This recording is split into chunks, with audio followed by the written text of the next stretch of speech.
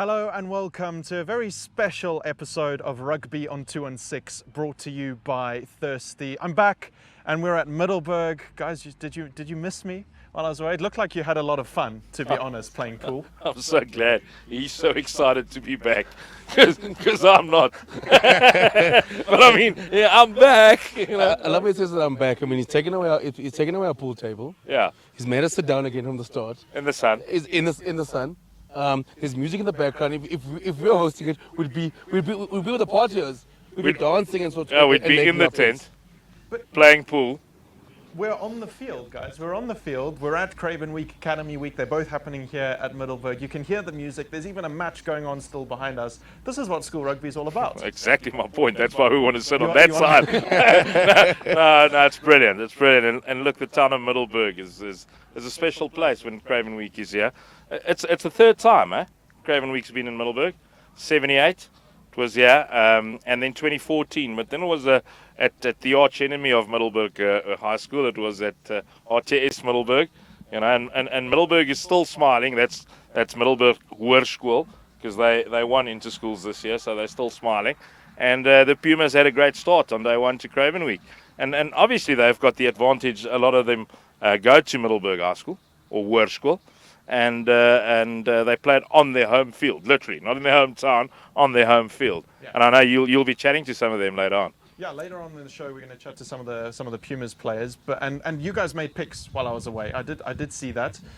You seem to have a lot of fun around that pool table. I think only about 4 shots were actually played. So we're going to have an actual match where we get a winner, because you guys were very good at competing without actually competing. And I did notice, but something you said at the end of the show was that I hope Alex's guy comes last at the British Grand Prix, because that's why I was overseas. It did rain a lot on the Sunday, and there was some sun. It did rain. That was good, because we called that as well. We asked for that. I went all the way to support Lando Norris. I was part of the Lando stand, got this nice shirt, and he won his first British Grand Prix, and Oscar Piastri came second, so it was a McLaren 1-2.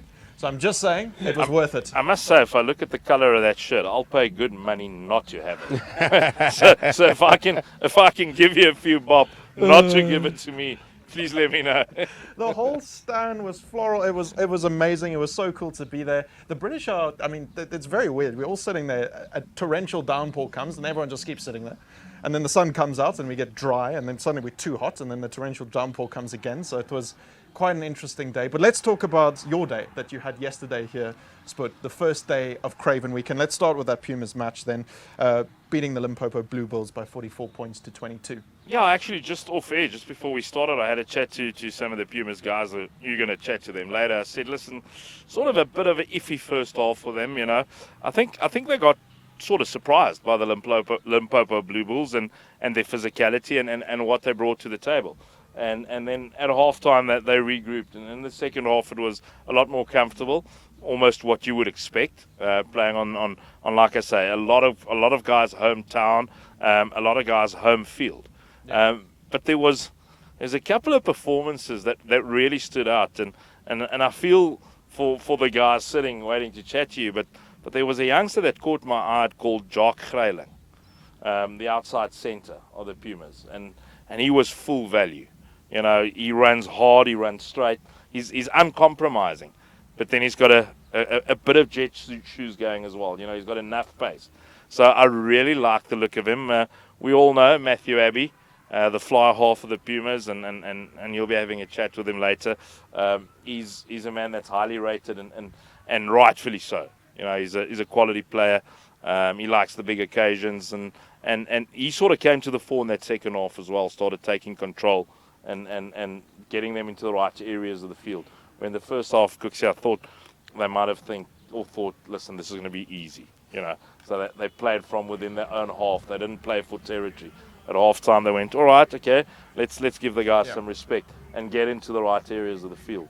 And that paid dividends. I think also maybe the Pumas fell in the trap of trying to put in a show for the crowd that came out yesterday. I wanted to play a very expensive brand of rugby, which was quite strange, because you look at the most of the guys there. Yes, they do love to throw the ball around, but they've also got Matthew Abe, who's got a good boot, and it was for them probably frustrating that first half as to the mistakes we're making as forcing the player when you're like in the second half playing the right areas of the field.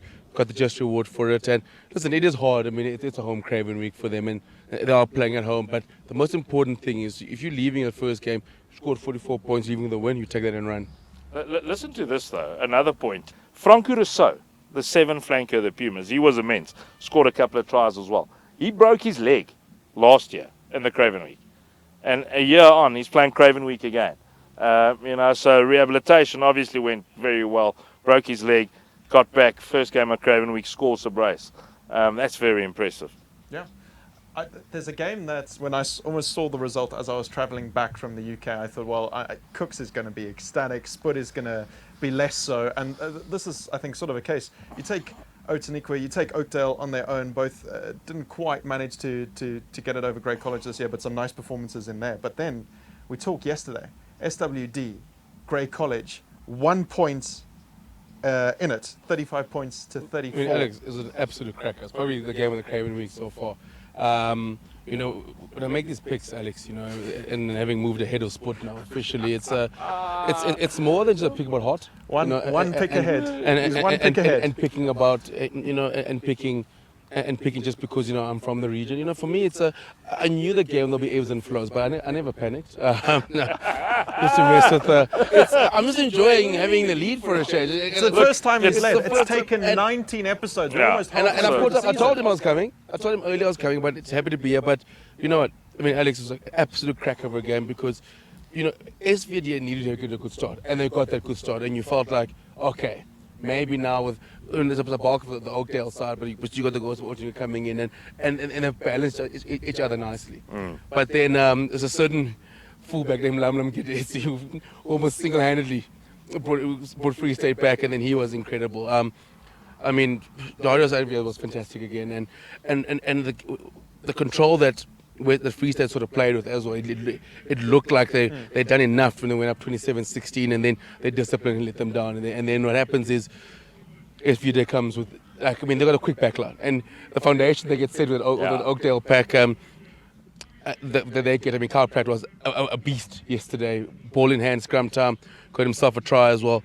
But for me, at the SVD side, when they got themselves back in it, and one person that was fantastic, we speak about, there's Zekatolas Iayas at fullback, then Lalam Gedezi, but listen, Reinhard for it was outstanding, and it was a privilege to watch, Lamla and Reinhard go head to head, and SVD went ahead, and I think what was fitting for them is in a game that's so high scoring, SVD, the best bit of defense was them holding out Free State at the end, but what a win for SVD. Yeah, I think the important thing that Cooks touches on there is all reputations intact. The guys you wanted to have good games did. Kai Pratt, Jacobus de Villiers, Dion Augustine, and that pack, Keenan Mainers for SVD, all enhanced their reputations. On the side of Free State, Oyamea, line out, kickoffs, he's a complete number 5. And then you've got Lamlam Gedezi and Ethan Adams. So Ethan Adams, the work he does off the ball, to me is the magic. Everybody's waiting for him to run over somebody. He's called the tank. And, he ran over a couple of guys, as he usually will. But he made 3 turnovers, and it's the work, his work rate on defence and his cover. And it really hurt Free State when he went off for 10 in that first half. Because Free State in the end had 3 yellow cards. But SVD kept their cool, kept their composure, and they hung in there. Because at a stage it looked like Free State can take it away from them. At 27-16, Free State scores again. SVD has got. Do you know what worried me the most when we went 2016-17? It felt like for both Outeniqua and the Oakdale boys going, oh, here we go again. Another chance we've let slip against Free State or / Grey. That was my worry. But listen, in 5 minutes they turned the game on its head when Free State got those two yellow cards. And the coaches Bobby and the guys will be frustrated with discipline. Because that was the game changer in that last 10 minutes. And then obviously Free State with those speedsters, the ability to obviously, they hurt Free State every time they got the ball back. Just bang, bang, bang, 3 quick tries and then game over. The result did 0 for you and Bobby's relationship, by the way. Just so you know that. 0. And it got mentioned last night. Just so you know. You mentioned that as game of the Craven Week, or one of the games of the Craven Week. I'll tell you that. Bulls Lions. Oh, jeez. 36 What a points ripper. to 35. Another close game that we then also have to talk about. I mean, you were just, it was an absolute treat, these opening Craven Week matches yesterday. Yeah, and here comes the thing. Remember what happens at the end of Craven Week. SA Schools A. Jean-Andre Eitola versus Ruben Groenewald. Two of the guys that's sort of in contention for that number 10 jersey. And that's the open one for me, is number 10. I think we can sort of select a side, which we will get very close to. But I'm telling you what, the 10 jersey has not been sewn up by anyone. Groenewald missing his first couple of kicks, that's not something we've seen him do too much this season. Eitola is an attacking threat, which very few of the others are. Yeah. Like he's nimble, he might not be tactically as astute as some of the other contenders. So none of the fly halves on day 1 and day 2 really grabbed it by the scruff and said, "This is my jersey." So there's another opportunity on day 3 and 4. The tough one, I mean, you probably say the leader in that page in that game is probably Genre 8. I mean, man of the match performance and obviously a different type of 10. The Lions side is an interesting one. We spoke about it at the King Price offices, that the schools that have come together in that Lions side aren't probably having their greatest season in total.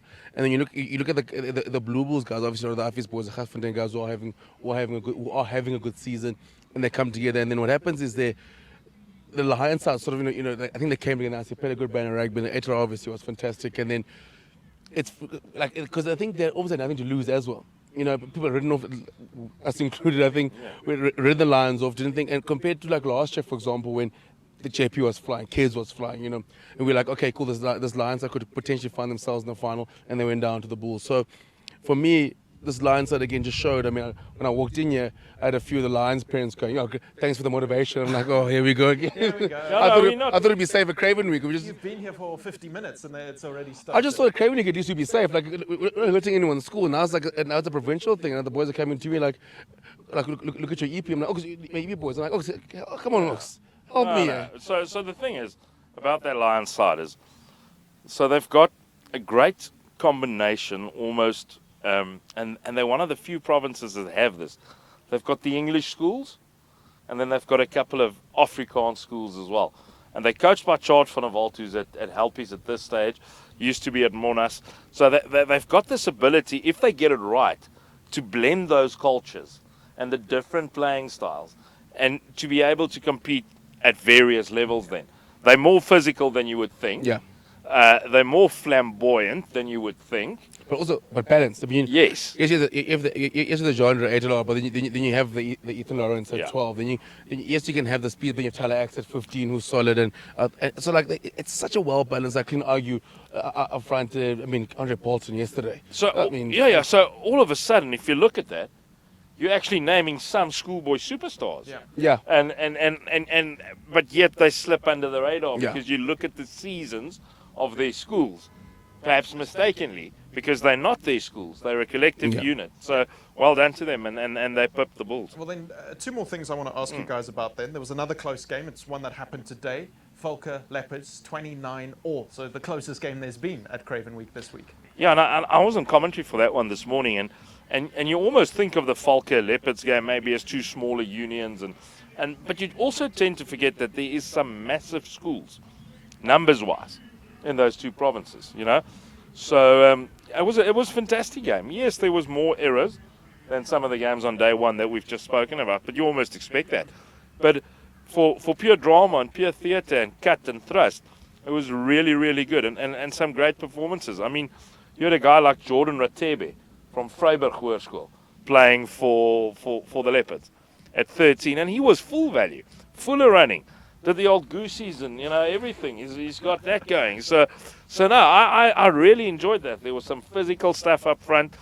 Jean van Rijn was good at hooker for the Leopards as well. Van Aswegen, the fly off of the Falker, played nicely. So no, that was a full value if you were in early this morning. Then, I'm sorry to bring it up, Cooks, but the Sharks 41, Eastern Province 10. The reason I'm bringing it up is to ask you guys if you're still happy with your pick for the Sharks to go all the way. More than happy. On the main game. Yeah, I'm more than happy. Unfortunately, they had to go through the mighty EP to get that first one. But what a performance! I think say his name. You love saying his name. Zekatelo Siyaya. Zikatulisia absolutely lifted up. I mean, you go on social media, you go there. He's probably the player on everyone's lips at the moment. And some people have not seen him live. Some people have obviously. I mean, everyone's coming from other provinces, so they've seen the clips, they've seen the highlight reels. So the EB coach probably has spent hours and hours seeing the footage. But when you see him live and he's there in front of you, I mean, he absolutely ran havoc. But not only just his kicking game, I mean, his running games. Kicking game was fantastic and putting EB behind. But that Shark side, I mean, the KZN side it's a strong side because they also love sitting down at 17 so Academy Week. So it does feel like for them it's their second year sort of playing together. But I think also put the confidence that the KZN guys are playing with is confidence they're bringing from school. Westfield players haven't seen a single game this year. The DHS guys have lost 3 games this year. They've been in big games. They've played against the Pals. So they are coming with the confidence. The boys from Hilton, Maritzburg, they've been in big games. They've been winning games. Now they're all coming together collectively. We mentioned how good the rugby is in KZN at the moment. So all eyes now go to Thursday, and a certain Marcus Miller was on the field today. I think he was putting his feet up. So Marcus Miller versus CIO on Thursday. I mean, that's... Look, here's the thing. I think Marcus did play a little while in the province game because he scored early on, okay, which I saw. But here's the thing.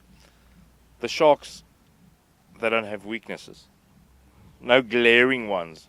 And in commentary, just getting back to CIO before I discuss the rest, in commentary I said, Frick de Preer could drop, place and score. CIO can do everything. He kicks brilliantly out of hand. He can kick at goal. He's got great pace. But here's the key to his running. Balance. He is such a balanced runner. Fantastic player. Wimble just moved to number 8 from centre last year. Great player. They've got McGough and Riddle at centres. Great players. Afrikaner on the wing. Afrikaner on the wing. They've got Mbanjwa up front. They've got, the locks, Howe and Tablanche. There's no weaknesses there. Thursday, Sharks, Western Province. Epic proportions. Sharks to win by 5. Well, we'll get to the picks. We'll talk about what's coming up the rest of the week in a little bit, and in next week's show we'll wrap all the fixtures, all the action from Craven Week, and tell you what's been happening. But we're going to take a quick break now here on Rugby on 216, and when I come back, I'm going to be chatting to some of the Pumas players after they win over the Limpopo Blue Bulls.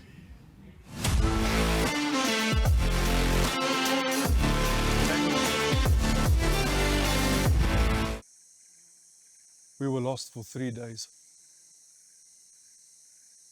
I told him to ration the water, but he somehow went and drank every last drop in the first hour. I have a family. We urge the public to remain calm. There is no... We have identified a thirsty individual who's responsible for this water crisis in the Western Cape. You almost left Brackenfell for Waterkloof just because of the name. Almost. Jason, is this true? Yeah, that's true. I am thirsty.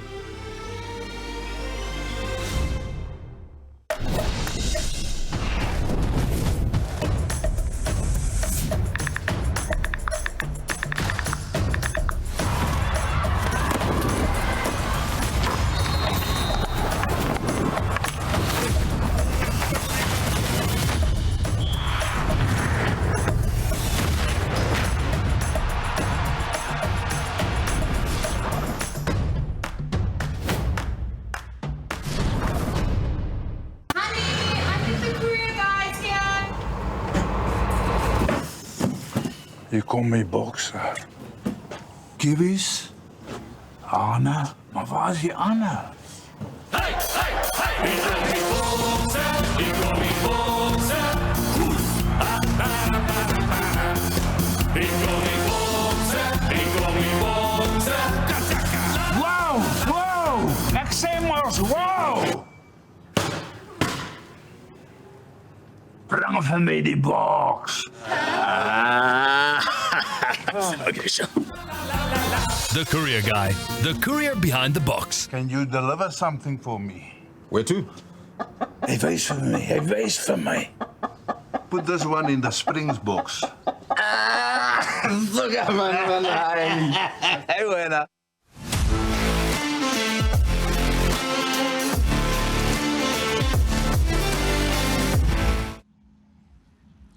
Welcome back to Rugby on 216, brought to you by Thirsty. I'm still sitting on one of Middleburg's fields here where Craven Week and Academy Week are taking place this weekend. Today is Tuesday. We're actually shooting the show on the day that it's airing, so that's why we've spoken about some of the matches that have happened up till now already with Spud and Cooks. They'll be back a bit later to talk about some of the picks. But now I'm joined by some of the Pumas players. You guys played the Limpopo Blue Bulls.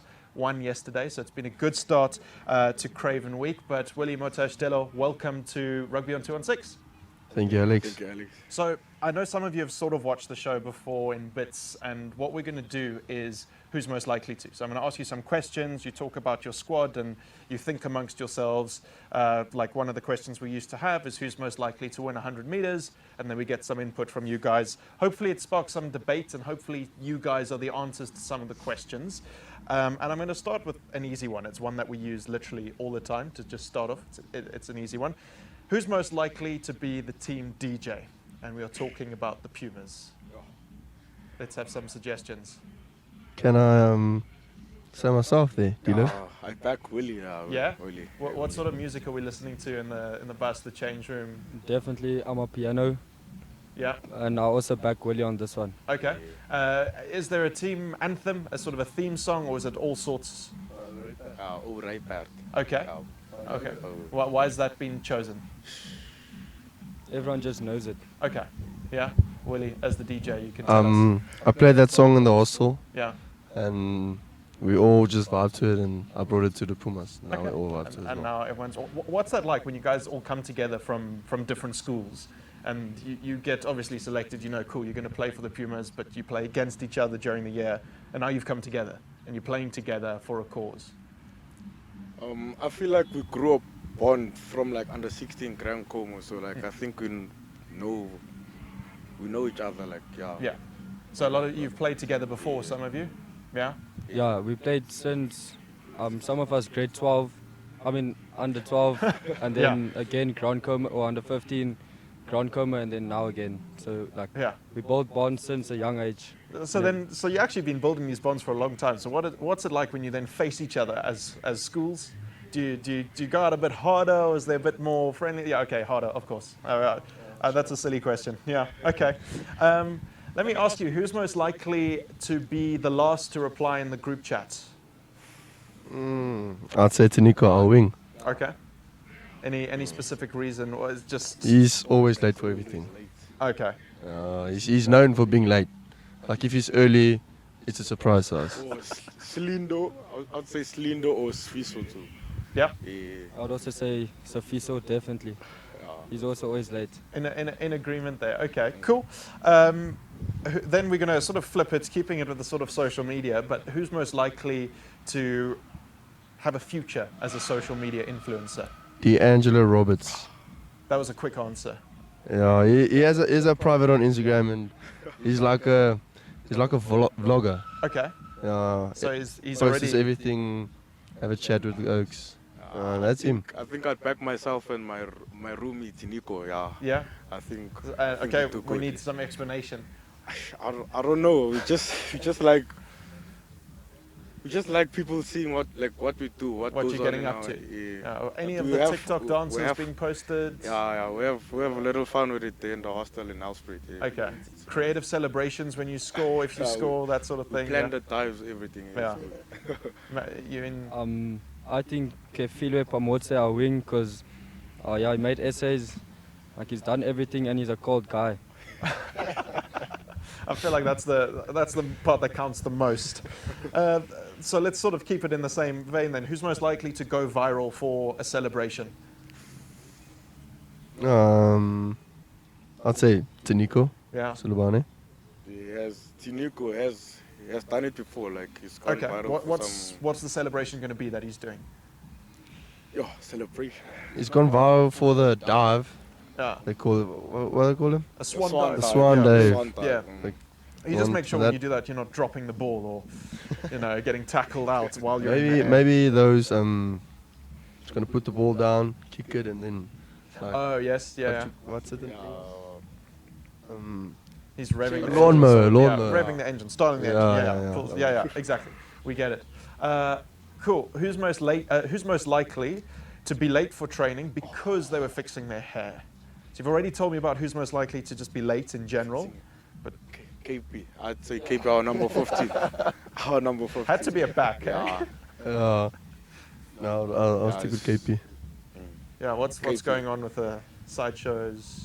Mullet. I think he has waves. He has waves. He focuses on that and scrum pit, everything. Like he goes all out for you. Yeah, I mean you have to be wary of a back with a scrum cap. He stands out with the pink, green. Yeah, it stands out. I must be honest. So I'm from the Western Cape, so that's my team. But if I had to have a second team, just the kit of the Pumas is, I think it's the best kit. Firstly, of all the teams, the pink. It just pops. Like when you guys are out there and you're playing, no one can not notice you, right? So yeah, I'm giving that to you guys. Yeah, who's would be most likely to win best dressed? You. Seeing as I'm talking about the kit. Best dressed. This is a hard one. Is that because no one's gonna win it, or because there are a couple guys who can win it? I'd go for Beast.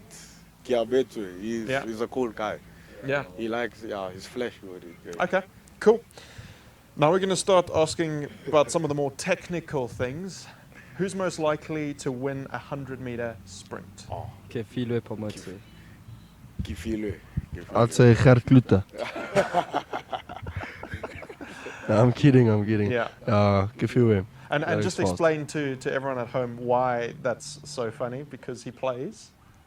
prop? Yeah, exactly. Yeah, just making sure. Okay, so it didn't really sound like it was a contest. No, it's just... He's been, like at SA, he's top 10. He's good at it. Yeah, and I mean the team has a great mix of that speed and also power up front. So if you talk to me a bit about what sort of the Pumas DNA is, what your sort of style of play is like, if you're explaining to someone who maybe hasn't watched you guys play before. I'd say physicality. Yeah. That's one aspect. I'd also say like our mindset is right. Like not a lot of people rate us and stuff, so we just like we go out to make a name for ourselves, and we always like we determined to push so that everyone can like know us, and we just play for each other, because all of us like we're friends with each other, so we fight for each other as well. So there's a strong bond then within the team, and it's a close knit. I'd back Matthew because like we're the underdogs in this. Yeah. So we try prove the other people like wrong. And you're coming with a point to prove, and that's a strong mentality. And I like that. Who's most likely to snack at training? Gert Klute. Gert Klute, Lindani. Oh, Lindani. Well, salads don't win scrum, so what are they snacking on? Wine gums. Biltong. Biltong and droewors, the OG Boere So they're getting the snacks. sugar boost for the energy, and they're getting the protein from the biltong. So yes. I'd also say Slindo and Bo. They were at KFC just yesterday. And before or after the match? After. Okay, just making sure. I mean, who knows? It could be the key to win. I think one of the weirdest stats or facts I've ever heard is that before his 100-meter world record, Usain Bolt had chicken nuggets. So you never know what could be the secret on the day. Who's most likely to excel out of position, so playing somewhere they don't usually play?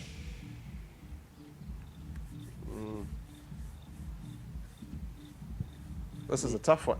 Any utility players? Like, is there someone who we could take as a prop and put a 10 and he would be able to kick a goal like we saw in Grand Como, one of the SWD players? Gert Klute. You backing him to kick a goal? Yeah, we back him. He kicked it under 14. Okay.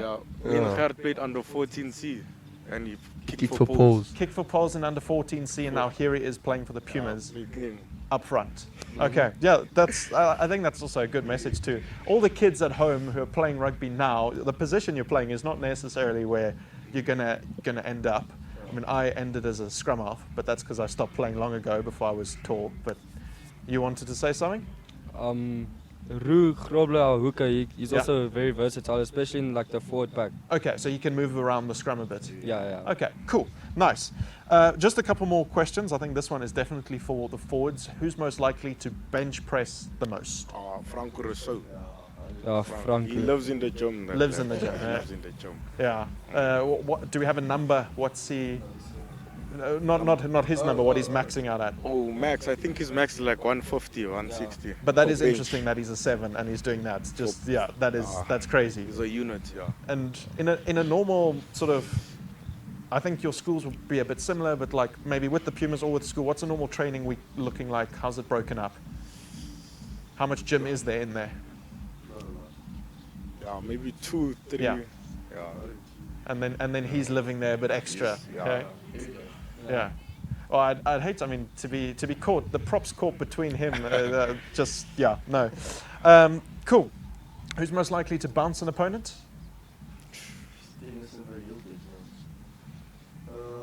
Who are we saying? Grab the mic, Willie, if you're gonna. Dilo did like quite good things against us when he played against us. Yeah. He bounced, I think, 130 kg prop. So yeah, I think Dilo. Dilo, you're taking it. I'd back Vaughan. I think Vaughan, our captain. He's being humble. Yeah. He's being humble. I'd back our wing, Mr. Pop. Okay. Tennyson. Where does Mr. Pop come from? From Ligbron. Okay. He knows he can step. The nickname, yeah. Huh? Explain the nickname behind. Oh, Pop. But I don't know. Nickname like the cartoon. Well, I'm wondering if he's popping them. Oh, okay. No, the cartoon with the big head. Yes. Yeah. Regular show. The cartoon. Yeah, he has a big head. All right. Yeah. So, but I'm interested that we've got 3 different answers there. So it's good. You've got a couple guys in the team who can do some bouncing. The final question I have for you guys then is, let's say during this week, it's a really big match against a really big opponent. You manage to come through with the win. Who's most likely to cry when the team wins? Who are the passionate guys, the emotive guys? Who's wearing their hearts on their sleeves? I think last year when you got the 3 out of 3 at Craven, me and Tiniko did cry after that epic game. Yeah. But a 3 out of 3, I mean, that's worth it. That's worth it. Eh? Yeah. No, it's Kafue. Okay, cool. And then this isn't who's most likely to question, it's just your guys' last question. If you could play one team at Craven Week that maybe you don't usually play or haven't played, who would it be? I'd like to play the Blue Bulls. Yeah? I mean, his answer was straight away, you guys are thinking. I'd say like the Cheetahs. Okay. The Cheetahs, yeah. So he wants to play Great College? I would like to play the Lions. Okay. So it's 3 different teams, the Bulls, Cheetahs, Lions. I noticed none of you said Western Province, that you guys just don't like us. No, that's sorry for another day. Okay, fair enough. That's a fair answer. But yeah, the Bulls, the Lions, and the Grey College, the Cheetahs, on that list, guys. Thanks so much for joining us on Rugby on 216 on your off day, I guess. All the best of luck for the rest of the tournament. We're going to see you in action. Yeah, thank you. Thank you so much for you, Alex. Thank you. Thanks, guys. We're going to take another break now on Rugby on 216, brought to you by Thirsty. When we come back, Sput and Cooks will be back, and we'll be talking about some of the picks and some of the action coming up this week. See you in a bit.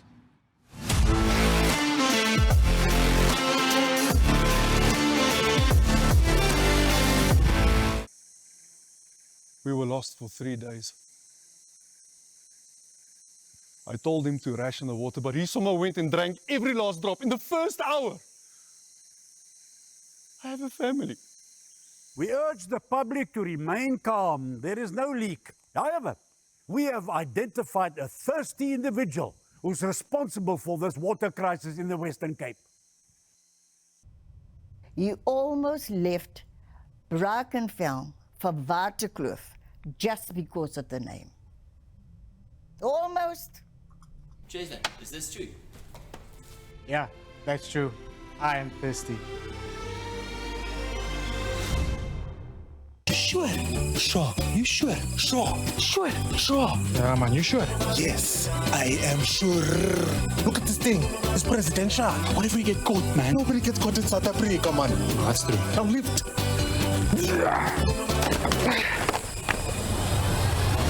I'm sure. Don't just be sure. Be sure. King Price in sure. Insurance you can be sure about. Visit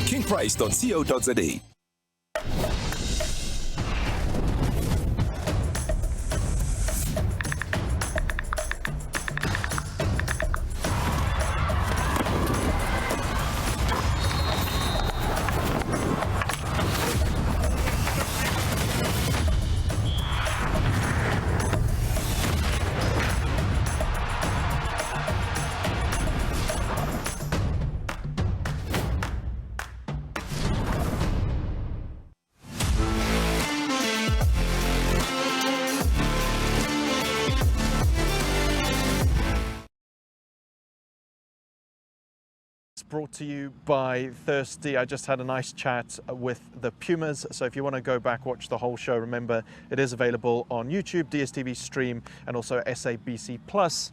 Spud Cooks, you're back. We're going to talk a bit more about what's coming up this week in Craven Week. But before we do that, I just want to touch on our youth structures at the moment, because that's what this FNB Under 18 Craven Week is all about. And we've seen the under-20s in action, and a couple of the stars from last year have been in action in that team. I think they're in a better place than we've seen them the past couple of years, and even the jump from the under-20 rugby championship, where they lost to Australia, to where they obliterated Australia now, and have also beaten England, the defending champions, who won in South Africa. It's quite a cool story brewing there, and with our friend Riley Norton captaining the side. Your friend, Riley Norton, from the southern Sorry, suburb. I forgot how old you guys are. No. Look, they're a great place. They're at a great place, the under-20s, and they're playing proper rugby. It's no secret, Cooks, that our schoolboy structures are light years ahead. So we were looking for that sort of missing link in the chain of what happens then to the under-20s. From under 18 to under 20. Now, there's different trains of thought, and I've heard a couple of interesting ones over the last few weeks at sort of Mana Onda and things where some of the former superstars of our game says some of the other nations like Georgia and the Argentines and even the English maybe develop slightly earlier, and are fully robust and physical at 19 as he'll be at 29. Some of our guys might mature genetically slightly later, that they're still in the growth spurt at that stage or whatever. But our structures are in a good place, right from the bottom right to the top. The Boks are the best side in the world. Yes, I know we've won 2 World Cups, so logic says we are, but we literally are now. You know what I'm saying? Everybody's trying to catch up to the Boks. But there's a reason the Boks are so good, because they've got a good feeder out of the under-20s. The under-20s have a good feeder out of schoolboy rugby. Varsity Cup, all of those things tie together, don't they? For me, I think what sums it up is of the quality of players that we're producing. We sat here a year ago at Craven and Krugersdorp, and we're shedding light on the Peter van der Merwes and the Yanku purchases, and now a year later, we're talking about players as Zegotila Siyaya, when they were both, even Marcus Miller, both in that side last year, but now they've taken their game to another level, and that's the talent that is coming through at the moment. Even like Riley Norton, Vusi Moyes, they were playing Craven Week last year, and now they're playing under 20s, and it just shows that there was a bit of a gap between obviously under 18s and under 20, but now with that massive win over England. And for me, what I love the most is that there's a confidence that the Riley Nortons and the Vusi Moyes are taking from beating England last year down in Western Cape. So they see these guys saying we've been there before, and also they're coming from good structures, good schools where they've. I can't remember last Ryan Holt, I think his first game was this year for the under-20s at the championship. First time since grade 11 he lost a rugby game. They're coming straight from under-18s, the under-18 Craven Week, under-18 International Series where they beat England, going straight to under-20. So maybe there's a bit of a couple. They've got some time to develop in that side, and we're already doing so well. You know what's amazing? You get those phases where you produce certain positions. Yeah. So young locks in South Africa, we're producing plenty. You spoke to the man in 2023. You had a nice little interview with JJ Tron. He was playing 8 back then. He's playing 5 now, and he's taken that tournament by storm. I see he's in the sort of team of the week. He's a physical specimen at 20. And then you've got the nous of Riley Norton in that pack as well. You've got what's your man from the Eastern Cape? You've got Batu Tlekani, who lit up Craven Week 2 years ago in George. I mean, your boys got the first tasting of Batu, and then how good is Hashim Peed as well? Hashim Peed, and all these guys are coming across. And you speak about Batu, who was probably quiet in the Eastern Cape 2 years ago. The Gramians and everyone knew him, but then once he made his name in Craven Week, now since then he's gone. It was fantastic last year for the Baby Box, fantastic this year again, and it just shows the quality of players. They just keep coming through this country. I think that's also a good thing for the under-20s, Alex, is every year they've got returnees because they are willing, and the structure's willing to back first years, under-19s and that under-20 side. So you get experienced guys back the next year. And every good side throughout the history has got what? A mix of experience and youth. At whatever level, because you need the youth to be hungry. Yeah. Okay, so that's like grade 11s in your first team because they're just hungry. They're fighting for their position. They Yes, want to be in the team. but you also need that experience where the guy goes, I was in this situation last year. Maybe I made the wrong decision then. I learned from it. I'll make the right decision now in matric. So you need a bit of that as well. And then it's about the balance between the two and how it gets the best outcome for the team. And I think if we talk about Craven Week happening this week, we're going to have the Botatlikanis of tomorrow. We're going to have the Riley Nortons of tomorrow that we're seeing now.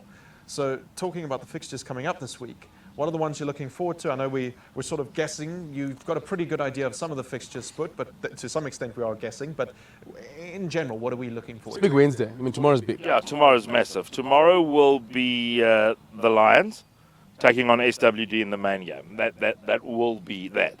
Chances are very good that in the curtain raise or the game just before, it'll then be the Bulls and the Free State.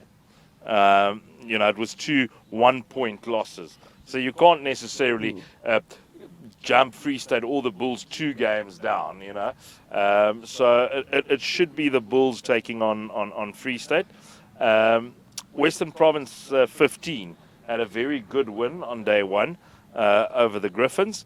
So they'll probably move into that second match of the day. Play the home side. Yeah, and play the Pumas. And then it'll... What an opportunity for the Pumas boys. Yeah. It's, we had Matthew Abbey on here, and you sit there for them. It's what a chance for them to put themselves in a big spotlight, playing against a strong Western Province 11 side. And, obviously, the guys from up here don't get a chance to play the boys from Western Province. And it is a big test. I remember a few years ago down at Rugby, Board had a great win over a Western Province 15 side with the likes of the Boogeyman was still in there, and what it did for Border that year. I mean, it took what they thought because the quiet side, then they find themselves winning a 3rd game that year. So Pumas find themselves in a position where they can find guys. If they do well against Western Province 15, they can go to the selection going, we've done it against some of your best schools in the country. So some of the guys in Border, they did that. Steve Maharshi does that performance, finds himself in the SA school side. So if you're from Pumas, it's a big chance for you tomorrow. That's what the Pumas guys were saying when they were sitting here with me, is that they want to prove people wrong. Right? Yeah. They get sort of not ridden off, but people don't pay enough attention to them as they should. definitely have the rough side of the draw currently. Because remember, they've won 4 on the bounce at Craven. Because they won 3 out of 3 last year. They didn't play in a main game. They played in the main game on day 1 year, so they are the home union. And they are definitely hungry. We talk about hunger, so the chances them leapfrogging either the Lions or SWD into a main game is not good. That has to be said because it has to be taken. They take into account seedings and who's playing who. So it should be the Pumas taking on the Western Province 15, and I sort of think the Pumas are in with a chance there. I really do think so. And then it'll be the Griffins and the Limpopo Blue Bulls probably in the first match of the day. I just think what an opportunity for the Pumas. But also, I mean, what an opportunity for the Lions and SVD. I think SVD for themselves, it's been a while since they've found themselves playing in the main game. And what a chance for them now. And the Lions as well. I think the Lions, obviously, they're always knocking on the door. And for me, it's 2 sides that it's so perfect for Craven Week because I think a lot of people would have probably thought we would see a Bulls Cheetahs a main game on Wednesday, but now for the Lions and SVD, it's a fantastic opportunity because both of them they've been knocking on the door, especially the SVD side. The Oakdales who's having a good year, and the guys at Otinikwev. There's a few games for them themselves have not gone their way this year, and not even for the Lions guy. Ridenoff coming in here, myself and both comfortably went for the Blue Bulls, but Ridenoff when they come in here, chance for them now to go from being Ridenoff, potentially find yourselves in an unofficial final. And whoever is playing the Thursday game, I don't want to catch a Lions and SVD side that is hungry, that is extra. Because whoever gets into that match on Saturday, they will probably be seen as underdogs. Again, they'll have nothing to lose. Yeah.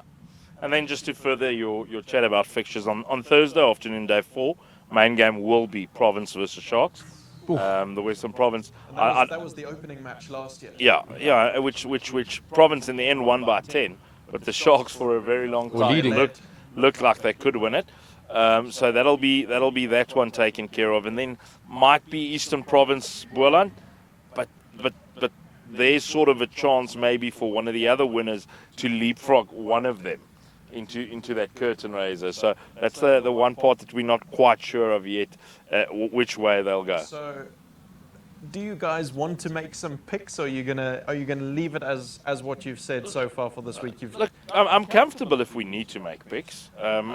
Cooks is one ahead. Yeah, look, but I almost think it's the fixtures coming up. We're going to go the same way, but we can. Yeah. Well, but I mean, Province Sharks, you guys have to go Sharks. Yeah, Sharks. Seeing as you picked that for the main match for them to win the main match, so I'm afraid you've already got your first pick wrong. Then the next one, if we talk maybe the Bulls against the Cheetahs. Against the Cheetahs, yeah. It's a tough one. I think the Cheetahs bounce back.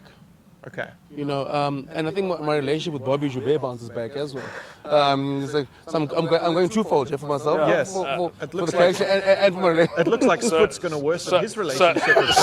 Are we picking? Is that what are we picking? We're making picks. We'll pick those two. Just those two. No, we're going to pick Lions, SVD, and Pumas, and Pumas Province. Okay. All four. We'll do it. All of them. Okay. Cheetahs versus Bulls. It's a big one. And you've not Cheetahs, sorry, by the way. Free State. I've got Free State. You've gone Blue Bulls. I've gone Free State. You've gone Free State. Okay. Take a moment. Let that sink in. I'm sure Spurs has probably told Bobby to not watch the TV. If Cooks is expelled out of Bloom, I'm joining him. He's my mate. Then you said Lions, SWD. SWD. Ooh. They're on form at the moment. That's for sure. Lions. Wow. Okay. This is like the most differing votes we've had so far. Okay. I'm calming down. I can't even remember what the last one you said was. Pumas, Western Province 15. Sure, this is.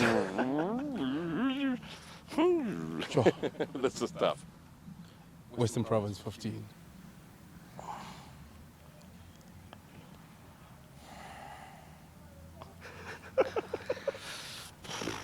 Western Province 15. Okay, so you've gone together on that one, and you've gone together on Sharks against Western Province. Yeah. But then you're differing on Free State, Blue Bulls, differing on that one, and you're differing on Lions SWD. I'm thinking about the SWD one now again. No. But I'm happy. I'm happy. Look, that's the one. I'm also. So Cooks is one ahead. We'll shoot our next show that will air next Tuesday from the end of Craven Week on Saturday, and then we'll know if you guys are maybe equal, one of you's gone ahead, we'll see what's happened. But the picks are in, so we're going to take another break here on Rugby on 216, brought to you by Thirsty. And when we come back, we've got a quick Ask the Ref, and then the impossible truth. See you in a bit.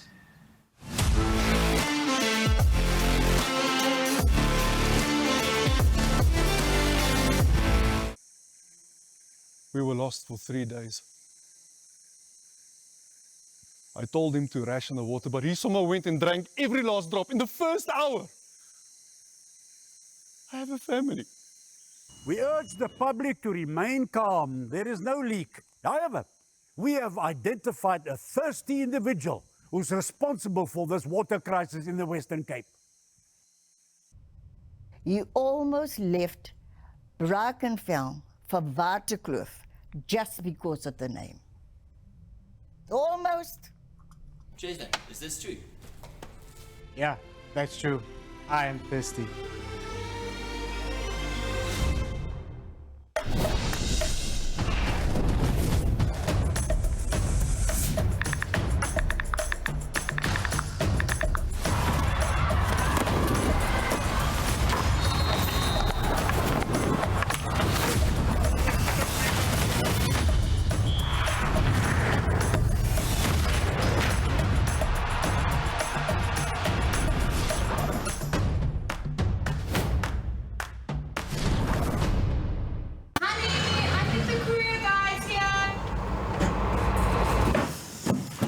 Je komt mee boksen. Kiwis? Anna? Maar waar is die Anna? Hey, hey, hey! Ik kom niet boksen, ik kom niet boksen. Ik kom niet boksen, ik kom niet boksen. Wow, wow! Exemos, wow! Breng van mij die box. The Courier Guy, the courier behind the box. Can you deliver something for me? Where to? Hy wys vir my. Hy wys vir my. Put this one in the springs box. Look at man. Hey, buena.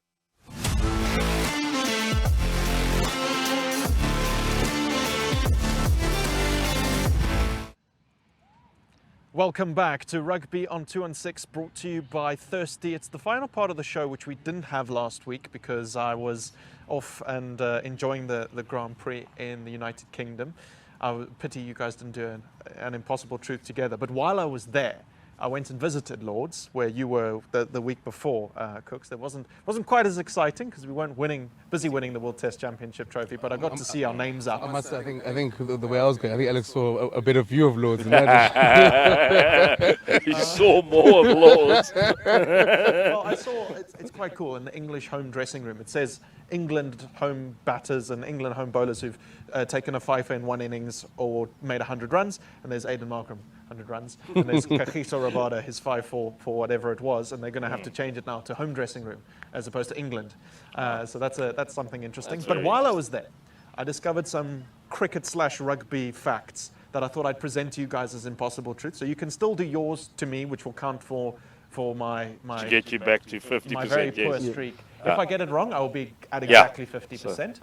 Would you guys like to compete on this or do it as a team? As a team. As a team. As a team. Okay. I mean, why do we have to compete the whole time? The last time, all right, this is statement 1. The last time there was a Nelson Mandela Legacy Cup where the Springboks played the Proteas in a cricket match. It was in 2014. The highest score was by Victor Matfield of anybody. All right, that's the first fact. The second fact is that in the 80s, South Africa played a rugby match against England at Wanderers. So those are your 2 statements, both bringing in a bit of cricket. I'll repeat them. Statement number 1 is that the Wanderers one is true. It is true. The Wanderers one is true. It is true, and it's not. It's also not the only cricket ground in South Africa where. I mean, the first of a test match ever. Yeah. Was at St George's Park. Yeah. No, Wanderers statement true. Oh! I really thought that there was a game there. Victor Matfield did score. Yeah. Again, 60 odd, I think 62 or 63. There was a match played at Wanderers in the 80s, but it was against the South American Jaguars. Yeah, it was a bit of a mixed team. Uruguay, Argentina. I'm just glad you're confident, though. Yeah, but you know another ground that, and there's a few cricket grounds actually that house rugby games, and you know why? When they rebuilt the 1995 stadiums for the World Cup. The reason they played there was because Ellis Park was being rebuilt. So in rebuilding the stadiums for 95, a cricket ground like Springbok Park, like it used to be called in Bloemfontein, housed the Currie Cup final in 1994 between the Free State and Transvaal. And? Transvaal won. Wim Louis Late and his boys got the W there. But there's a few cricket grounds in South Africa that's how big rugby. Every now and then, because they can see hundreds of thousands. Yeah, I've actually played rugby, club rugby in St George's Park. Wow. Just not a fun place to fall on that pitch, because that's grass. Not the normal school's pitch. That's a hard place. I always say when play club rugby in there. The fields I don't like the most to ref on are the fields that are also cricket fields. Obviously, schools have to use them for both, because when it's wet, the pitch is just a mud bath. Have you ever slid as a referee? No, like, get on pitch. No, I have not yet. Okay. But I'm very strategic. I run around the pitch. It doesn't matter what's happening on the pitch. I will not go on it. Okay, even if we're kicking off, I'm standing off it. If there's a scrum, we're moving it off the pitch. Okay. That's what's happening. No. So. There's the Impossible Truth. You guys see how hard it is to do. So it is. No, but at least we don't do the Trivial Pursuit, and then we go. You're still wrong. Yeah, no, we were. Okay, no, we were. But you want to be wrong. I'm 7 from 13, which is 54% at the moment. You lead the way, Cooksy. We are Craven Week. You know me, like my boys from the Eastern Cape. Border got a fantastic win today. Mm-hmm. The last player from Border to win Craven Week Player of the Tournament was Apolele Fassi. So, add to the pot the Sharks, who's one of the favourites to win the main match of Craven Week this year. Last won the main match of Craven Week in 1990. The Sharks. Jeez, that's the Banana Boys era. Okay, let me just... I mean, that's way back. I'm I'm probably going to have to guess, but I just need to think about it because I've been stupid sometimes Yeah. in my Trivial Trivial Pursuit. Pursuit. Yeah, but I've done it badly because then I've thought afterwards I should have known. Okay, I think you must think longer. let me just think about Apelele Fasi. And I know he comes from the Eastern Cape, and he could have played for EP, or he could have played for Border. Play for Border. He played for Border, That's yeah. okay. Played for Border, and he's the last one to win. But you see, there could have been someone since him, and I'm not going to know. But he's quite young, so let's say that's possible. 1990 seems like a very long time, but Western Province has probably won it like. No, I mean, Western Province won the last 5. Don't go. No, they've won 5. I mean, come on. His reaction is like, Western Province is we said 99, not 2000. Yeah. Western Province has won like 5. Honestly, that's 35 years ago. It would be better to. Hey Siri, flip a coin. Okay. I don't even know what my gut's telling me. So let's say that the last player to win the player of the tournament was Apelele Fasi from Border. Oh no! I couldn't psych him out. I'm going to go back. That's 35 years. I should have sat on the plane for 11 hours researching Craven Week stats. I'm going to go back to one of the most is Manu's faults. The last Border player to win was Andile Ace-Jaw in 2009. One of the greatest schoolboy players to come out. Did Apelele Fasi win it? No. Oh, I was going to say, because he surely played after 2009. So the thing here is, I don't know. Mustn't we make him wear that shirt? Because he's I look very good in this shirt. He'll wear it proudly. I love this shirt. Look, Silverstone 2025, Lando Stan, that's his helmet. Yeah.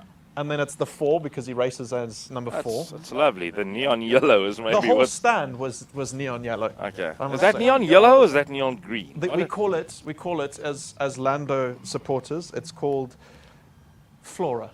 So is it a thing with Lando Norris fan club? What travels overseas and stuff. Yeah. Do you have your own song in the fan club? It's 16 to 23-year-old girls. Yeah, I thought so. But they are. So that's why he actually went to Alex left us when searching for love. Did you just say that on TV? It's true. That's why he went overseas. Can I just say, when you're in the Lando stand, every time he came past, the screaming was incredible. And then he won and obviously came and waved to us, and it was very nice. And I'm a McLaren supporter, so we got 1-2. We're going to win the Constructors' Championship.